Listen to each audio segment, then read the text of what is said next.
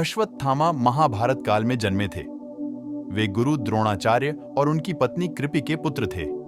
अश्वत्थामा जब जन्मे तो रोते समय उनके मुख से घोड़े के हिनहिनाने की आवाज आ रही थी, इसीलिए उनका नाम अश्वत्थामा रखा गया।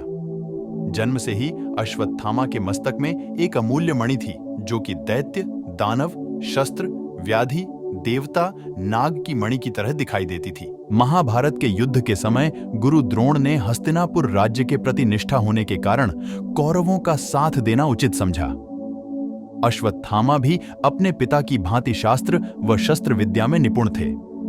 पिता पुत्र की जोड़ी ने महाभारत के युद्ध के दौरान पांडवों की सेना को छिन्न भिन्न कर दिया था। पांडव सेना को हारता देख श्री कृष्ण ने द्रोणाचार्य का वध करने के लिए युधिष्ठिर से कूटनीति का सहारा लेने को कहा।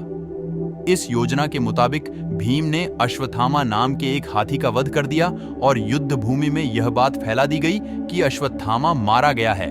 जब द्रोणाचार्य ने युधिष्ठिर से अश्वत्थामा की मृत्यु का सत्य जानना चाहा, तो युधिष्ठिर ने जवाब दिया कि अश्वत्थामा मारा गया है, लेकिन मुझे पता नहीं कि वह नर था या हाथी।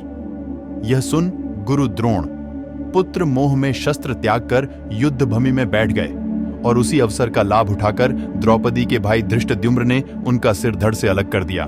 पिता की मृत्यु ने अश्वत्थामा को विचलित कर दिया और पिता की मृत्यु का प्रतिशोध लेने के लिए अश्वत्थामा ने पांडव पुत्रों का वध कर दिया तथा पांडव वंश के संपूर्ण नाश के लिए उन्होंने उत्तरा के गर्भ में पल रहे अभिमन्यु पुत्र परीक्षित को मारने के लिए ब्रह्मास्त्र चलाया।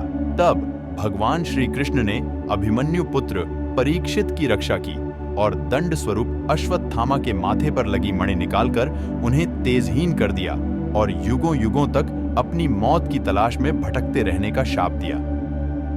माना जाता है कि अश्वत्थामा आज भी जिंदा है। अश्वत्थामा 7 चिरंजीवी में से एक हैं। चिरंजीवी यानी चिरकाल तक जीवित रहने वाला, जो मृत्यु के बंधन से मुक्त हो। कहा जाता है कि असीरगढ़ के अलावा मध्य प्रदेश के ही जबलपुर शहर के गौरी घाट के किनारे भी अश्वत्थामा भटकते रहते हैं। स्थानीय निवासियों के अनुसार कभी कभी वे अपने मस्तक के घाव से बहते खून को रोकने के लिए हल्दी और तेल की मांग भी करते हैं। तो यह थे अश्वत्थामा से जुड़े तथ्य। आपको यह कहानी कैसी लगी? कमेंट करके जरूर बताएं। धन्यवाद।